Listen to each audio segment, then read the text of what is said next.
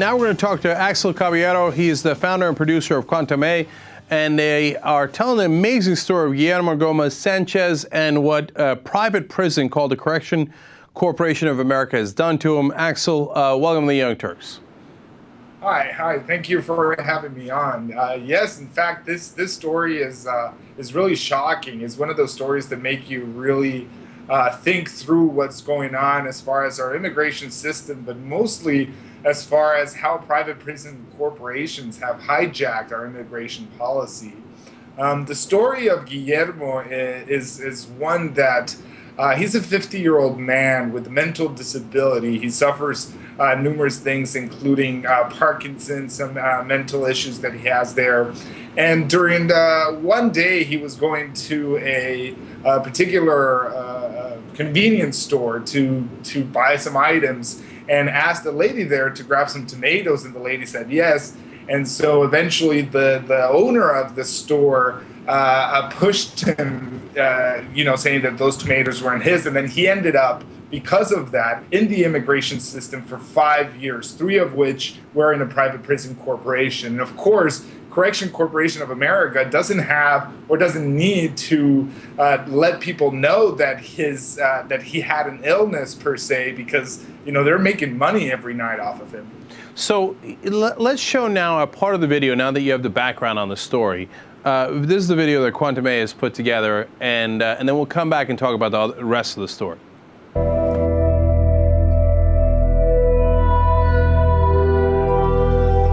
Él le gusta mucho trabajar en lo que le den.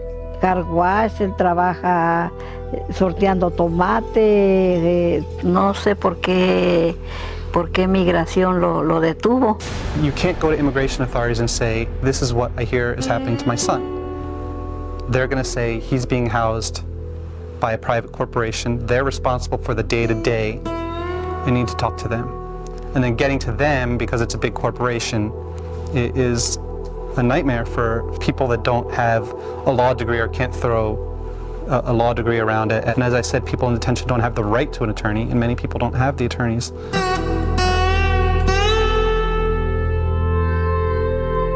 A veces llegaba yo a los centros de detención y ya no estaba. A veces ya me lo habían llevado para un lado, ya me lo habían llevado para otro. Y así lo traían para varios lados. A mí nunca me comunicaban para dónde se lo llevaban. And she would go to whatever immigration official she could find, asking, where's my son, where's my son, where's my son, pleading, and they didn't have answers for her. Me dijeron que no, que estaba en el hospital. Dije, ¿por qué está en el hospital? No, pues no podemos informarle. Dije al CEO que me andaba de ser del 1, y dijo, no, yo no te voy a llevar. Dije, pero es que es una emergencia, llévame, porque cerró las 2 puertas. Y le dije que quería ir y dijo que no. Entonces me agarró en el pantalón. Vino un oficial y me dijo, ¿qué pasó? Dije, no, pues el oficial no me dejó entrar al baño. Y de repente, pum, me dio una trompada. Y después me dio otra, después ya vinieron ya más. Me golpearon y después ya no supe nada hasta que estaba en el hospital al siguiente día. Con este ojo así morado y chiquito. So, Axel, I'm very curious about accountability here, but first, let's get the story straight on how he winds up in this predicament, because it started with the tomatoes. So, did they charge him with theft, and then how does it relate to his immigration status as to why he stayed in prison for so long? Well, the way that is currently structured is that if a particular immigrant, and mind you, Guillermo is a legal resident, he actually has a green card, he has legal status in this country. If they are accused and prosecuted of a crime regarding anything that can be tantamount to the guidelines that they have, they can end up in the immigration system. This is precisely what happened to Guillermo. He got accused because there was a shuffle there with the convenient store owner. He got accused of assault. And once he got convicted for that particular crime per se, he ended up 1 year in a minimum facility prison. And after that, he was turned over to ICE authorities He ended up 2 years in one of the prisons, the federal prisons for ICE detention centers. All right, I think we lost Axel there because he just got to the part where the story where I was incredibly curious. Okay, what comes next? How did he wind up at Correction Corporation of America? All right, Axel, I think you're back. Yes. So you said 2 years at ICE, and then what happened? And then after ICE, then he was turned over because his process, his deportation process is long. It's a labyrinth. Once you go into the system, Guillermo even says it's very hard to get out because his deportation process is still ineffective. Because a court also realized, an immigration court realized, hey, this guy's not, competent to withstand trial, or wasn't competent to withstand trial. What is going on here? So then, in the meantime, he ends up at a private detention facility. And then when Guillermo's mother tried to ask questions from either ICE or from the detention facility, they always told her that it's not our problem anymore, it's the corporations. And of course, once you go and ask a corporation, you never know what you're going to get from them. Because their interest is to make money every night. They make about $200 a night per immigrant they detain behind their facilities. They have no interest in advancing any case, or even in realizing that one of their inmates has a mental disability. So how long did Corrections Corporation of America hold him? And so in totality, how long did he stay in prison? He stayed in prison in totality for about 5 years, of which 2 of those years were at CCA. And CCA, according to the average rates, profited somewhere between $75,000 to $100,000 from his detention in their facilities. So here's what I'm trying to understand, Axel. I mean, he's a legal resident. It could be any of us, right?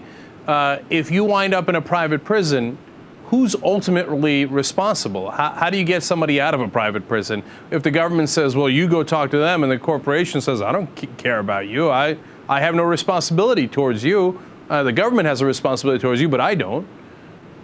That's exactly the problem. It's an abyss. It's once you get in, it's a system that is very hard to get out, and you get lost in the system, as happened with Guillermo. And in getting lost, he got abused, he got neglected, he was drugged up for 2 years because they didn't know what to do with him. They don't have the capacity in these private prisons or medical services to identify individuals like Guillermo. And so the responsibility ultimately is from any family or relative that you have. And most of the times, these relatives and family members don't know what the process is. They don't have a legal or law degree. They don't have access to anything else but their ability to go and knock on doors and try to talk to people. And so they can get lost for a long time. And this is not an isolated case. This happens in detention centers across the country. In this particular case was in San Diego. In Georgia, Stewart Detention Facility, there is the largest in the country. There's numerous cases there that we have documented with our Immigrants for Sale campaign. There's more cases in Texas and in Florida where they just opened a mega prison. So this is definitely something that is systematic. And the problem is that there's no accountability. There's no oversight. These private prisons are just popping up everywhere. They're like your Walmart in your local town, and they need to fill these bed spaces. And the way they do it is that they rely on an immigration system, an immigration policy that has a void, and they're filling that void. And by doing that, they make sure that they continuously get the profit off of the detention of immigrants. So, the more bed spaces they have, the more that they have to fill them up across the country. So they really don't care about the service that they provide, or whether the relatives have access to their detainees. Right, and everybody's got to understand, Correction Corporation of America is one of the companies that actually wrote the harsh immigration bill in Arizona. I mean, they literally had their lobbyists write it, hand it to a Republican legislator who then submitted it, and they have literally something to gain from it. And as in the rest of the video that you can see, they explained that the CEO of the company, Damon Hinninger, made over $3.2 million. So they have a profit motive to make sure that as many people in America wind up in prison as possible. You're a legal resident, you're not a legal resident, who cares as long as they make a buck off you. So Axel, where can people find the whole video and find out more about this? Definitely, people can definitely visit immigrantsforsale.org. We have a whole series. We have 5 videos already that we've released, including a very educational animated video that really puts things in perspective and how these industry lobby more than $20 million every year to make these laws happen. Today, the New York Times had an article on the Geo Group, which is another powerful corporation that is doing a lot of harm to our immigration policy. So definitely visit immigrantsforsale.org, and we have a lot more videos coming. It's a full series that throughout the year, and really you can find all the resource information. And we also have a hotline there, private prison hotline. If you have any stories or any particular cases that you know about, immigrantsforsale.org, that's where you can submit them so that we can work on it. All right, Axel Caballero, thanks for joining us on the Young Turks. We appreciate it. Thank you for having me on.